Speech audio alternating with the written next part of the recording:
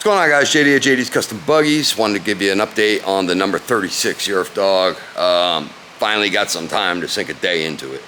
And that's usually how projects would go a lot easier and a lot smoother. If I didn't have other things to do, I could just stick with the project and had like longer days to work on it because I have another business, I have this.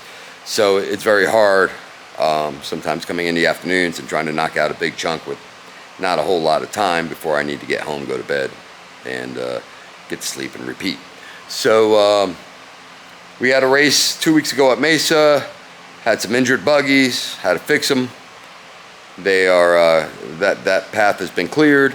So today is Easter. Happy Easter, everyone.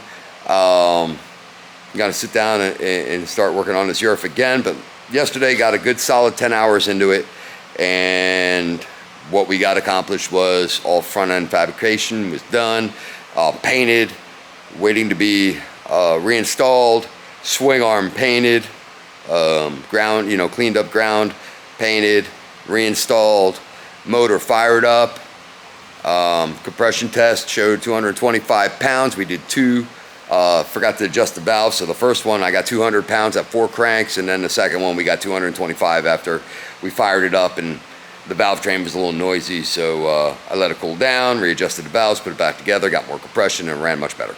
At least a lot less noisier. What else? We have an axle on, we have shocks on, we had to make a couple shock changes, I'll explain that. We have our tires and wheels on in the rear. And so what's left to do is assemble the front end, wiring, brakes, and it should be a fully functional, pretty fast go-kart. So I'm gonna turn the camera around, show you where we're at.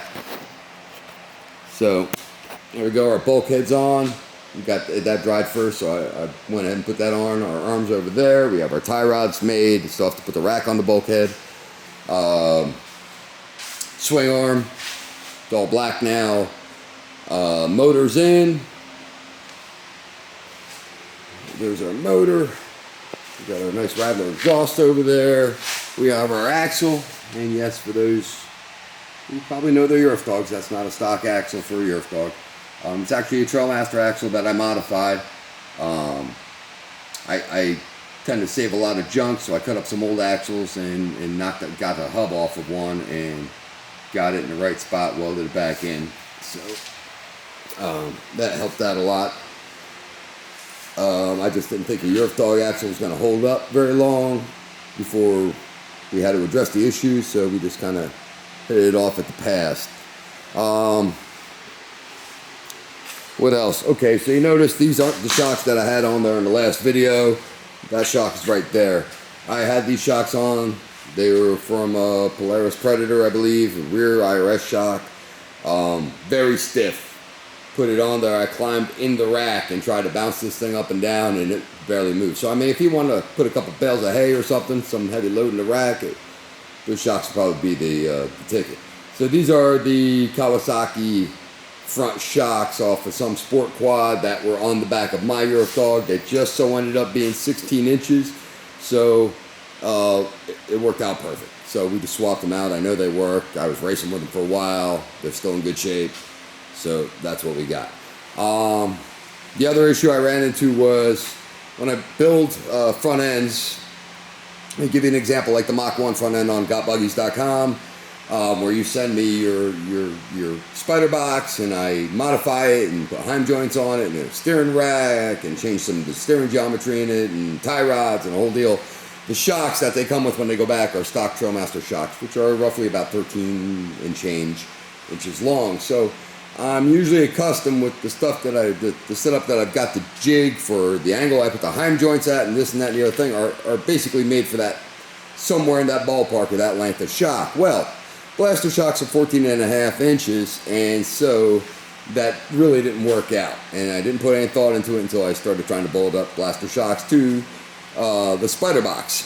And after I'd gone ahead and done everything. So I needed to come up with another set of shocks. I didn't want to put crap on there. So I started looking around, and needed to come up with like a good ATV shock that was like 13.5 inches. Well, long story short, last year sometime, I deal with WPS, Western Power Sports, a lot, and they sell Bronco ATV shocks, which are basically a replacement heavy-duty gas shock for most of your ATVs. So it's like a performance shock for like a utility ATV and whatnot.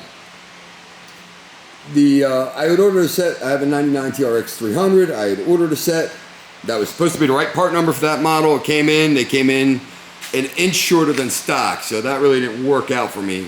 Over an inch actually, because the shocks that I received were like 12 inches, and I have bigger tires and wheels on my TRX, so that wasn't going to work, because with the 12-inch shock, I mean, the fenders were going to be scrubbing the tires all day long. So I talked to my salesman. He attempted to contact Bronco ATV, but he never got an answer. So that being said, I started looking to see if maybe the length of the shocks were on the WPS website where I order from, because the Fox float shocks, they had the overall length, which helped me out, and they were not. So I decided to go on Bronco ATV's website, and sure enough, they had a chart, so by size. So I found myself a 13-point-something inch shock, and said, I think these will work. I ordered them.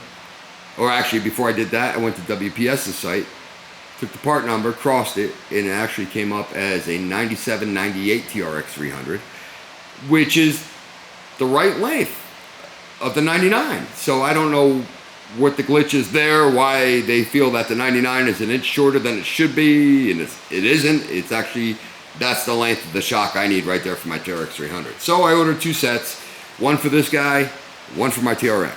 So you learn something every day. So what I'm going to do is, when I get time, I'm going to start crossing, measuring shocks that I know come stock on buggies, cross them with these shocks, and this way, if anybody's interested, they'll have a good, high quality performance, better performing shock for their buggy.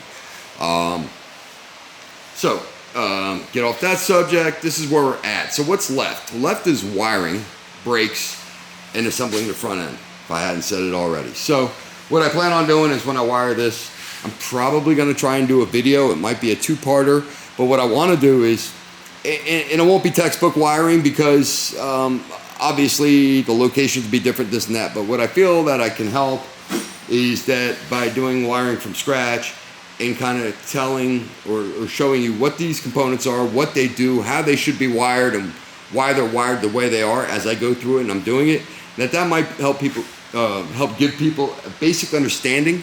And if you have the basic understanding, if you have the knowledge, it becomes less intimidating, and it's easier to troubleshoot and install things and fix things, instead of just where can I find a replacement harness. You might be able to understand where the problem is and to fix your current harness. Or is it the harness? Is it a component? Is it not the component and it's the harness or the wiring, or hey, this isn't working because it doesn't get ground, and that'll be the motivation behind the video. So we'll see how that works out. And until then, I want to thank everybody for tuning in. If you need parts, go to gotbuggies.com. Follow MBX. Follow us on Facebook. And you can follow MBX on Facebook. There's an MBX page. Or if you have any questions or whatnot, you just prefer to talk, you can give me a call at the shop. Phone number and information is on the website. All right, I want to thank you guys again for tuning in, and until next time, JD's out.